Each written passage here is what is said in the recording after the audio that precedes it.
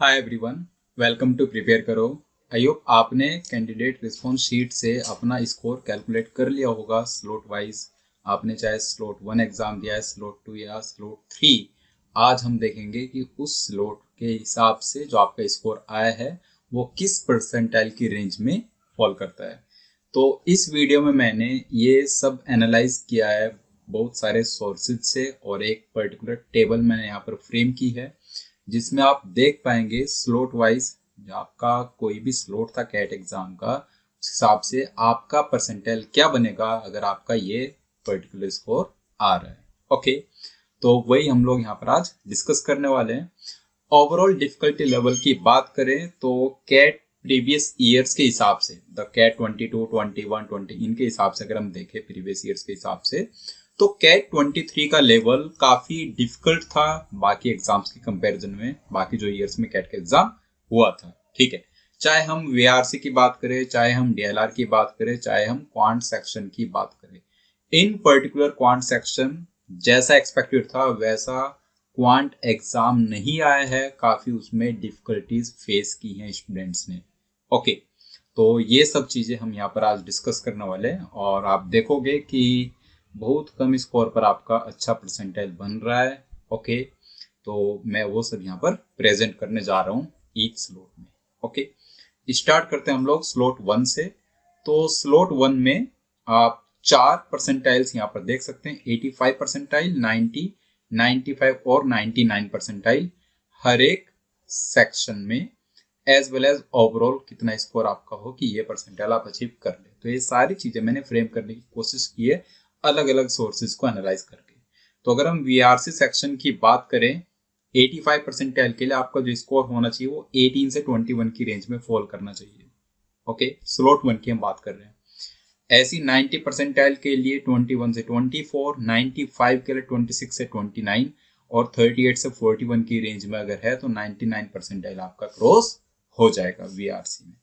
अगर बात करें डीएलआर की तो 9 से 12 की रेंज मैंने रखी है 85 परसेंटाइल के लिए। तो अगर 9 से 12 की रेंज में आपका स्कोर फॉल कर रहा है तो 85 परसेंटाइल बियॉन्ड आप एक्सपेक्ट कर सकते हैं। वैसे ही फिर 90 परसेंटाइल के लिए 12 से 15, 95 के लिए 16 से 19 और 99 परसेंटाइल के लिए 25 से 28 मार्क्स। इस बार अगर आप देखेंगे तो चाहे आप स्लॉट 1, स्लॉट 2, स्लॉट 3 कोई से भी स्लॉट की बात कर ले, डीएलआर एंड क्वांट काफी कंपेरेटिव है, राइट। तो वो चीज आप यहाँ पर फिगर आउट कर सकते हो, देख सकते हैं। तो इससे आइडिया लग जाएगा क्वांट का डिफिकल्टी लेवल वाकई इस बार बहुत हाई था। अगर हम बात करें क्वांट की तो 10 से 13 85 परसेंटाइल के लिए, 13 से 16 की रेंज में 90 परसेंटाइल, 17 से 20 की रेंज में 95 परसेंटाइल और 26 से 29 मार्क्स की रेंज में 99 परसेंटाइल आपका क्रॉस हो जाएगा क्वांट में। अगर हम ओवरऑल स्कोर की बात करें तो ओवरऑल अगर आप 85 परसेंटाइल अबव स्कोर करना चाहते हैं तो आपका जो स्कोर है 40 से 43 की रेंज में फॉल करना चाहिए। अगर आप 90 परसेंटाइल अबव देखते हैं तो 47 से 50 की रेंज, ऐसी 95 अबव के लिए 55 से 58 की रेंज और 99 के लिए 78 से 81 की रेंज, राइट। ये ओवरऑल डिस्कशन था स्लॉट 1 को लेकर। वैसा ही स्लॉट 2, स्लॉट 3 के लिए भी आप देख सकते हैं। स्लॉट 2 का डिस्कशन करें तो इसमें 85 परसेंटाइल, 90, 95 और 99। अगर हम वीआरसी की बात करें तो ये 19 से 22 की रेंज में 85 परसेंटाइल है, 22 से 25 की रेंज में 90 परसेंटाइल। इस टाइप से आप देख सकते हैं, राइट। 99 के लिए 39 से 42 की रेंज। डीएलआर में 10 से 13, राइट। 85 परसेंटाइल अबव के लिए 13 से 16, 90 परसेंटाइल अबव के लिए, राइट। ऐसी क्वांट में 10 से 13 सेम रेंज मैंने यहाँ पर रखी है क्वांट और डीएलआर के लिए। अगर हम ओवरऑल की बात करें तो ओवरऑल यहाँ पर 79 से 82 अगर आपके मार्क्स है तो 99 परसेंटाइल आपका क्रॉस हो जाएगा।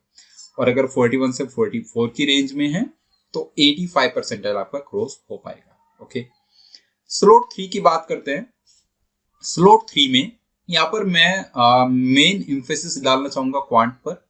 पर देखो क्वांट में काफी डिफिकल्ट था स्लॉट 3 का क्वांट बाकी दोनों स्लॉट्स के कंपैरिजन में। तो क्वांट में जस्ट 8 to 11 की रेंज में अगर आपका स्कोर है तो आपका 85 परसेंटाइल तो ऐसे ही क्रॉस हो जाएगा। 12 से 15 में 90 परसेंटाइल, 15 से 18 में 95 परसेंटाइल और 24 से 27 में 99 परसेंटाइल। ये मेरा एनालिसिस कहता है, आप मैच कर सकते हैं इससे अपना स्कोर। ओके, अगर डीएलआर की बात करें तो 9 से 12 85 परसेंटाइल, 12 से 15 90 परसेंटाइल, 16 से 19 95 परसेंटाइल और 25 से 28 में 99 परसेंटाइल बियॉन्ड। अगर बीआरसी की बात करें तो 19 से 22 85 के लिए, 21 से 24 की रेंज 90 के लिए, 25 से 28 की रेंज 95 के लिए और 38 से 41 की रेंज 99 के लिए। ओवरऑल परसेंटाइल आप देख सकते हैं, तो ओवरऑल परसेंटाइल आप देख लीजिए यहाँ पर 77 से 80 की रेंज में 99 परसेंटाइल बन जाएगा। ये जो ओवरऑल वाली रेंज है यहाँ पर 99 परसेंटाइल के लिए स्लॉट 2 और स्लॉट 1 के कंपैरिजन में स्लाइटली लोअर साइड पर है ये। तो दैट मींस ओवरऑल जो डिफिकल्टी लेवल था स्लॉट 3 का हाईयर था बाकी दोनों स्लॉट्स के कंपैरिजन में। ओके, 39 से 42 की रेंज में आपका 95 परसेंटाइल भी यहाँ पर 85 परसेंटाइल आपका यहाँ पर आ जाएगा। ओके, तो ये पूरा एनालिसिस था। अब इससे आप मैच कर लीजिए राइट, कि आपका जो स्लॉट था कौन सा स्लॉट था उस हिसाब से और कितना आपका स्कोर आ रहा है ईच सेक्शन में एज वेल एज ओवरऑल। अगर हम सेक्शनल कट ऑफ की बात करें 80 परसेंटाइल अबव सिक्योर रहते हैं हम राइट।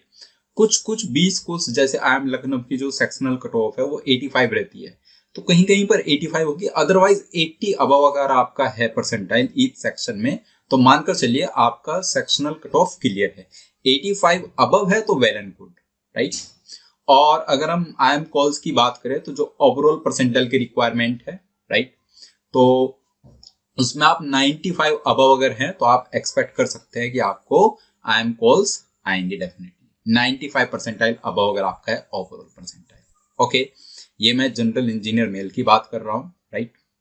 और अगर आपका कोई जैसे बहुत सारे उसमें वेटेज गिवन होते हैं, जैसे अगर आप नॉन इंजीनियरिंग आपकी स्ट्रीम है तो उसके लिए अलग क्राइटेरिया होता है, तो ये सब क्राइटेरिया वेरी करेंगे आपके बेसिकली का। कुछ जो 20 स्कूल्स है वो जेंडर डाइवर्सिटी को भी मार्क्स देते हैं तो उस पर भी डिपेंड करेगा। वो एकेडमिक डाइवर्सिटी को मार्क्स देते हैं कि अगर आप इंजीनियर हैं नॉन इंजीनियर हैं उसके भी मार्क्स होते हैं। वर्क एक्सपीरियंस है, वर्क एक्सपीरियंस नहीं है, वर्क एक्सपीरियंस कितने मंथ्स का है, कितने ईयर्स का है, ये सब बहुत सारी चीजें मैटर करती है फाइनल आपके कन्वर्जन में राइट। तो अभी जो आपका नेक्स्ट प्रोसेस होगा GDPI होगा राइट, तो उसकी तैयारी आप कर सकते हैं। इस स्कोर को ध्यान में रख के आप ये भी अपना रिसर्च कर सकते हैं कि कौन से 20 स्कूल से आपको कॉल्स आने के चांसेस ज्यादा है। ओके, तो अकॉर्डिंगली आप अपनी प्रिपरेशन स्टार्ट कर सकते हैं। और कोई अगर आपने ओमेट वगैरह के फॉर्म फिलअप किए हैं तो ओमेट्स के लिए भी आप तैयारी भी करते रहिए लगातार। ओके, तो मिलेंगे हम लोग नेक्स्ट वीडियो में किसी और इंटरेस्टिंग पॉइंट के साथ। सो तब तक के लिए बाय बाय।